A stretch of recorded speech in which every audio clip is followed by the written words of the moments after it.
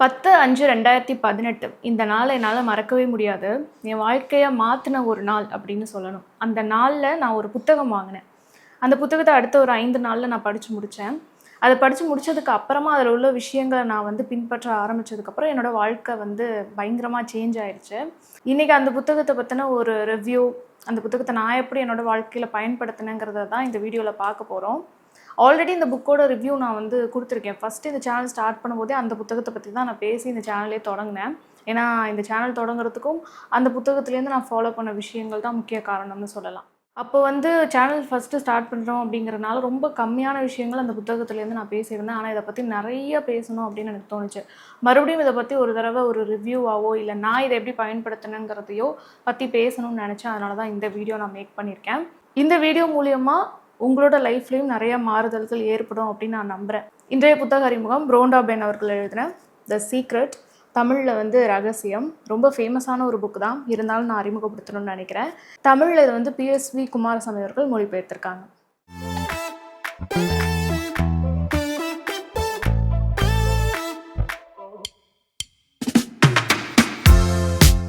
The secret இந்த புக்கில் இருக்கிற விஷயங்கள் ரொம்ப ரகசியமாக மறைக்கப்பட்ட விஷயங்கள்.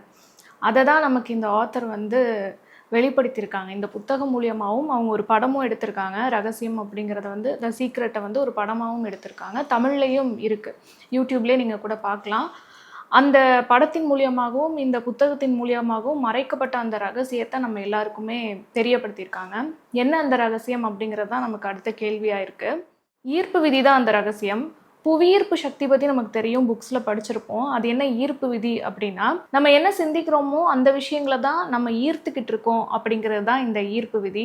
இது நமக்கு தெரிஞ்சிருந்தாலும் தெரியலைனாலும் புரிஞ்சிருந்தாலும் புரியலைனாலும் இது நடந்துகிட்டே தான் இருக்குது. ஈர்ப்பு விதி செயல்பட்டுட்டு தான் இருக்குது.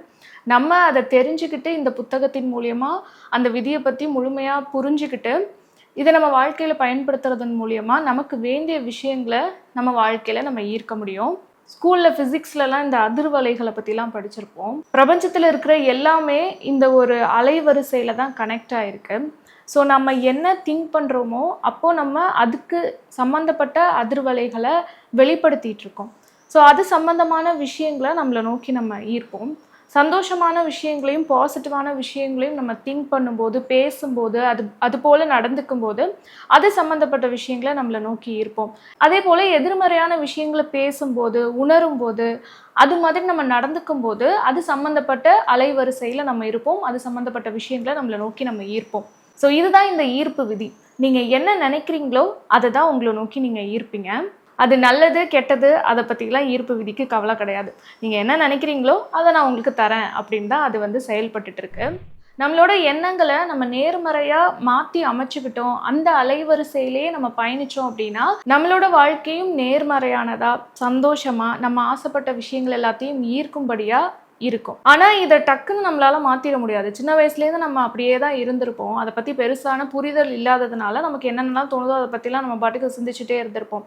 வாழ்க்கை அது போகிற போக்கில் நம்ம பாட்டுக்கு கூட போவோம் அப்படின்ட்டு தான் நம்ம இருந்திருப்போம் இவ்வளோ காலம். திடீர்னு இதை கேள்விப்பட்டோன்னே என்னோட எண்ணங்களை இப்போ நான் மாற்றி அமைக்கணும்னா முதல்ல அதை பற்றின புரிதல் எனக்கு வேணும். நான் என்ன மாதிரி சிந்திக்கிறேன் அப்படிங்கிறத பற்றி நான் தெரிஞ்சுக்கணும் அப்படிங்கிறத இந்த புத்தகத்துலேயும் சொல்லியிருக்காங்க. முதல்ல நீங்கள் உங்கள் எண்ணங்களை கவனித்து பாருங்கள், நீங்கள் எந்த மாதிரி சிந்திக்கிறீங்க அப்படின்னு. ஒரு நாளைக்கு அதிகபட்சம் நீங்கள் நேர்மறையாக சிந்திக்கணும் அப்படின்னு சொல்லியிருக்காங்க. அதிகபட்சம் அப்படிங்கிறது 51% நீங்கள் அதிகமாக பாசிட்டிவாக இருந்தாலே போதுமானது தான். அது கொஞ்சம் கொஞ்சமாக நம்மளை அந்த பக்கம் கொண்டு போயிடும். நம்ம லைஃப்பில் நெகட்டிவிட்டியே இருக்கக்கூடாது, கெட்ட விஷயங்களே நடக்கக்கூடாது அப்படின்லாம் இவங்க சொல்லலை. வாழ்க்கையில் எல்லாமே இருக்க தான் செய்யும், துன்பங்கள் வரத்தான் செய்யும். ஆனால் நீங்கள் அதை எப்படி ஹேண்டில் பண்ணுறீங்க, நீங்கள் எந்த அளவுக்கு அந்த துன்பத்திலே உழண்டுக்கிட்டு இருக்கீங்க அப்படிங்கிறத பற்றி தான் பேசுகிறாங்க. உடனே அதுலேருந்து வெளியில் வாங்கன்னு சொல்கிறாங்க. சிலர் இதை தப்பாக புரிஞ்சுக்க வாய்ப்பு இருக்குது. என்னென்னா நேர்மறையாக மட்டுமே சிந்திக்கணும்னா எப்படி, வாழ்க்கை அப்படி கிடையாது இல்லை, எல்லாமே நேர்மறையாக தான் இருக்கணும், எனக்கு எல்லாமே நேர்மறையாக தான் நடக்கணும், நான் எப்பயுமே நேர்மறையாக தான் இருக்கணும் அப்படின்னா அதெல்லாம் நடக்கிற காரியமா அப்படின்னு சில பேர் கேட்கக்கூடும். ஆனால் இவங்க சொல்லியிருக்கிறது அதை நீங்கள் எப்படி ஹேண்டில் பண்ணுறீங்கிறது தான். அதிகபட்சம் நேர்மறையாக இருங்க அப்படின்னு தான் இதில் சொல்லியிருக்காங்க. ஒரு நாளைக்கு நமக்கு நிறைய எண்ணங்கள் தோன்றிக்கிட்டே இருக்கும். அதில் எது பாசிட்டிவ் நெகட்டிவ் அப்படின்னு உட்காந்து நம்ம கவனிச்சுட்டே இருந்தோம்னு வச்சுக்கோங்களேன், வேலைக்கு ஆகுமா சொல்லுங்கள்? அதுக்கு தான் ஒரு எளிமையான வழி இதில் சொல்லியிருக்காங்க. உணர்வுகள் தான் அந்த எளிமையான வழி. நல்ல உணர்வு கெட்ட உணர்வு அப்படின்னு நீங்கள் வந்து உணர்வுகளை 2 விதமாக பிரிச்சுக்கலாம். நம்ம இப்போ எப்படி ஃபீல் பண்ணுறோம் அப்படிங்கிறத நம்மளால் கண்டுபிடிக்க முடியும் இல்லையா? எண்ணங்களோட வெளிப்பாடு தான் உணர்வு. ஸோ நம்ம என்ன திங்க் பண்ணுறோமோ அதுக்கேற்ற மாதிரி நம்ம ஃபீல் பண்ணிகிட்டு இருப்போம். அந்த ஃபீலிங்கை நம்மளால் ஈஸியாக கண்டுபிடிக்க முடியும். இப்போ எப்படி ஃபீல் பண்ணுறீங்க அப்படின்னு ஒரு நிமிஷம் உங்களை பாஸ் பண்ணி கேட்டுக்கிட்டிங்கன்னா, நல்லபடியாக ஃபீல் பண்ணுறீங்கன்னா ஓகே சூப்பர் அப்படியே கண்டினியூ பண்ணுங்கன்னு சொல்கிறாங்க. ஒருவேளை நீங்கள் அந்த மாதிரி நல்ல விதமாக உணரலை, இல்லை எதுவுமே எனக்கு தோணலை, ரொம்ப சமநிலையாக இருக்குது அப்படின்னா நீங்கள் கண்டிப்பாக அந்த உணர்வை மாற்றிக்கணும்னு சொல்கிறாங்க. நல்ல உணர்வில் வந்து அன்பு, நன்றி உணர்வு, வெற்றி, பேருவகை இந்த மாதிரியான சில விஷயங்கள் நல்ல உணர்வுகளில் இருக்குது. ஸோ நீங்கள் கெட்டதாக உணர்ந்துக்கிட்டு இருக்கீங்க, இப்போ உங்களுக்கு நல்லா ஃபீல் பண்ணலை அப்படின்னா டக்குன்னு அந்த விஷயத்த இதை நோக்கி நீங்கள் திருப்பணும். உங்களுக்கு பிடிச்ச விஷயங்களை செய்கிறதன் மூலியமாக அந்த உணர்வு நிலையை நீங்கள் மாற்ற முடியும். கோபம், பொறாமை இதெல்லாம் வந்து கெட்ட விதமாக நம்மளை ஃபீல் பண்ண வைக்கும். அந்த மாதிரி டைமில் உங்களுக்கு எது பிடிக்குமோ அதை நீங்கள் செய்ய ஆரம்பிக்கலாம். ஒரு பாட்டு கேட்கும்போது உங்களுக்கு இதமாக இருக்கும், நேர்மறையாக ஃபீல் பண்ணுவீங்க அப்படின்னா ஒரு பாட்டு கேட்கலாம். வெளியில் எங்கேயாவது போயிட்டு வந்தால் ரொம்ப பெட்டராக ஃபீல் ஆகும், என்னோட உணர்வு நிலையை வந்து நான் மாற்ற முடியும் அப்படின்னா வெளியில் ஒரு டிரைவ் போயிட்டு வரலாம், சும்மா ஒரு காலார நடந்துட்டு வரலாம். இது மாதிரி நிறைய இருக்குது. நமக்கு எது பிடிக்கும் அப்படிங்கிறது நமக்கு தெரியும் இல்லையா? அதை ஒரு பட்டியல் போட்டு வச்சுக்கோங்க. நீங்கள் சோகமாக இருக்கும்போது உங்களுக்கு அந்த மாதிரியான கஷ்ட நேரங்களில் உங்களோட மூடை சேஞ்ச் பண்ணுறதுக்கு அந்த பட்டியலேருந்து எதையாவது ஒன்று எடுத்து நீங்கள் செய்யலாம். நம்ம ஏன் இப்படி அதிகபட்சம் நேர்மறையாக நடந்துக்கணும் அப்படின்னா, நமக்கு நிறைய ஆசைகள் இருக்குது. வாழ்க்கையில் ஜெயிக்கணும் அப்படின்னு பல லட்சியங்கள் நம்ம வச்சுருப்போம். அதை அடையணும் அப்படின்னா நம்ம அதுக்கான சில ஸ்டெப்ஸை எடுக்கும்போது இந்த மாதிரி நேர்மறையாக நம்ம இருக்கிறதும் ரொம்ப முக்கியமானதாக இருக்குது. நமக்கு வேண்டியதை அடையிறதுக்கு நம்மளோட மனநிலையை நேர்மறையாக வச்சுக்கிட்டு அதுக்கு சில பயிற்சிகளை பண்ணும்போது நம்ம ஆசைப்பட்ட விஷயங்களை நம்மளை நோக்கி இருக்கலாம்.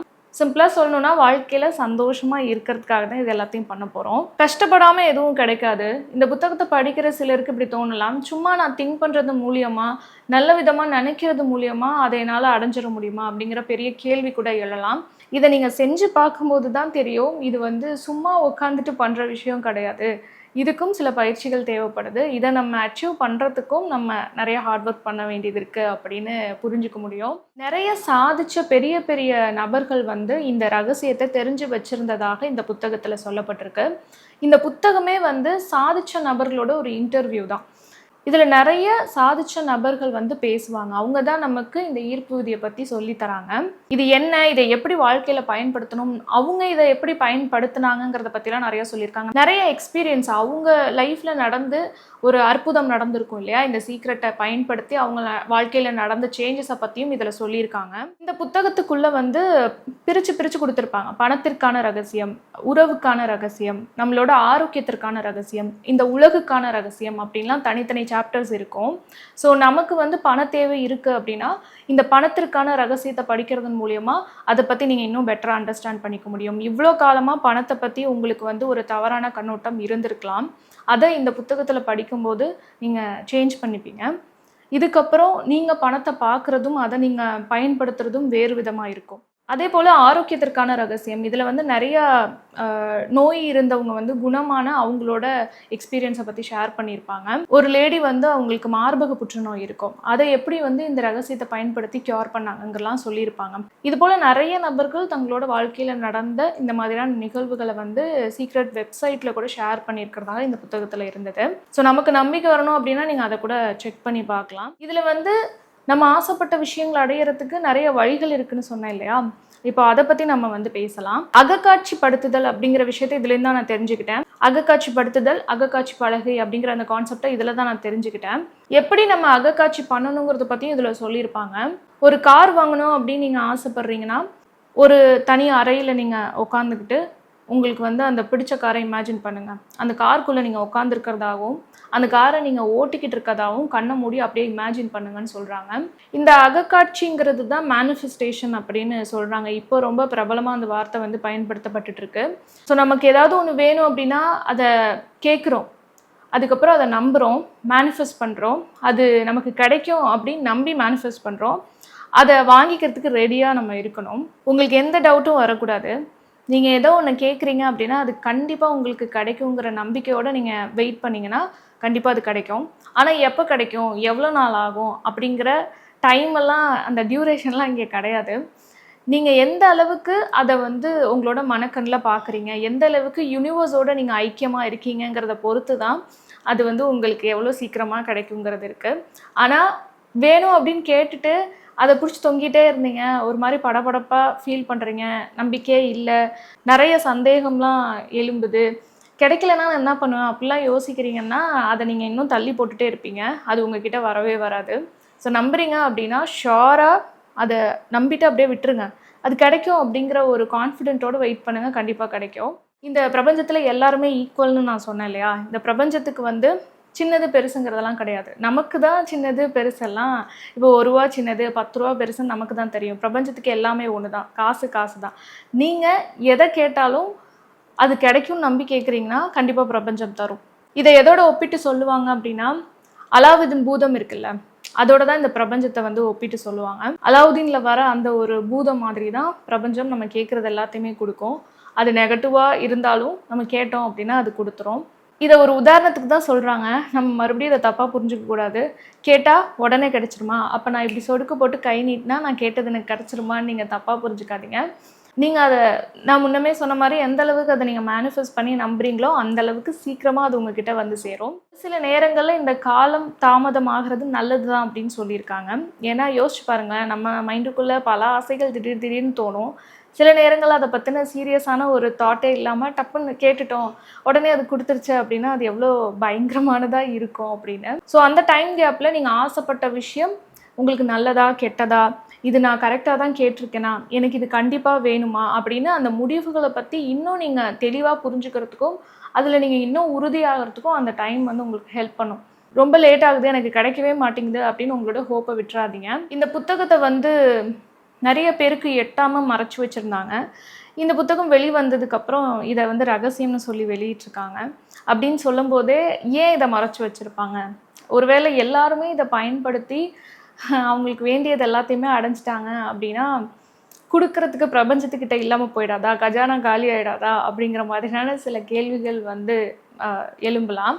ஆனால் உண்மையை சொல்லணும்னா பிரபஞ்சத்தில் எல்லாமே அபரிமிதமாக இருக்குன்னு இதில் சொல்லியிருக்காங்க. ஸோ எல்லாமே நிறைய இருக்குது, எல்லாருக்கும் தேவையானதை விட அதிகமாகவே இருக்குது. நீங்கள் அதை பற்றிலாம் திங்க் பண்ணாதீங்க. ஒருவேளை நான் மற்றவங்க கேட்குறதே கேட்குறேன், எனக்கு இது அதிகமாக நான் கேட்குறேன் அப்படிங்கிற மாதிரிலாம் யோசிக்காதீங்க. உங்களுக்கு என்ன வேணுமோ அதை நீங்கள் பிரபஞ்சத்துக்கிட்ட கேட்கலாம். இந்த புத்தகத்தை படித்ததுக்கு அப்புறமா எனக்கு வந்து இந்த பிரபஞ்சம் அப்படிங்கிறது வந்து ரொம்ப பரிச்சயமான ஒன்றா ஆயிடுச்சு. இப்போ நிறைய பேசுகிறாங்க யூனிவர்ஸ், மேனிஃபெஸ்டேஷன் அப்படின்லாம். நான் இதை படிக்க ஸ்டார்ட் பண்ணும்போது இந்த அளவுக்கு இல்லை. பட் அப்போது இந்த புத்தகத்தை படித்து கொஞ்ச நாள்லே வந்துட்டு எனக்கு நிறைய விஷயங்கள், சின்ன சின்ன விஷயங்களா, ஏன்னா முதல்ல நம்ம முயற்சி செஞ்சு பார்க்கும்போது பெரிய விஷயம் அப்படின்னு நம்ம மைண்டில் செட் பண்ணிட்டோம் அப்படின்னா அது கிடைக்கிறது ரொம்ப கஷ்டம். ஆனால் டக்குன்னு நம்மளால் அந்த மைண்டை சேஞ்ச் பண்ண முடியாது. அதனால் சின்ன சின்ன விஷயத்துலேருந்து நம்ம அதை ட்ரை பண்ணி நடக்குதா அப்படின்னு செக் பண்ணி கூட பார்க்கலாம். நீங்களும் அந்த மாதிரி செக் பண்ணி பார்க்கலாம். ஸோ இந்த புக்கில் வந்து சீக்ரெட்டை பற்றி நான் புரிஞ்சுக்கிட்ட நிறைய விஷயங்களை இந்த வீடியோவில் ஷேர் பண்ணேன். உங்களுக்கு ஏதாவது சந்தேகங்கள் இருந்துச்சு அப்படின்னா கமெண்ட்டில் சொல்லுங்கள். இந்த புக்கை நான் எப்படி என்னோடய வாழ்க்கையில் பயன்படுத்திக்கிட்டேங்கிறத பற்றியும் உங்கள் கூட பகிர்ந்துக்கணும். அதை நான் அடுத்த வீடியோவில் ஷேர் பண்ணுறேன். இந்த வீடியோ பிடிச்சிருந்தது அப்படின்னா லைக் பண்ணுங்கள். இது போல் பாசிட்டிவான விஷயங்களை மற்றவங்களுக்கு நீங்கள் பகிர்றதன் மூலிமா உங்கள் வாழ்க்கையிலும் நிறைய நேர்மறையான விஷயங்களை ஈர்ப்பீங்க. ஸோ வீடியோவை ஷேர் பண்ண மறந்துடாதீங்க. சேனல் இன்னும் சப்ஸ்கிரைப் பண்ணலை அப்படின்னா சப்ஸ்கிரைப் பண்ணிக்கோங்க. நெக்ஸ்ட் வீடியோவில் நான் உங்களை மீட் பண்ணுறேன். டாடா.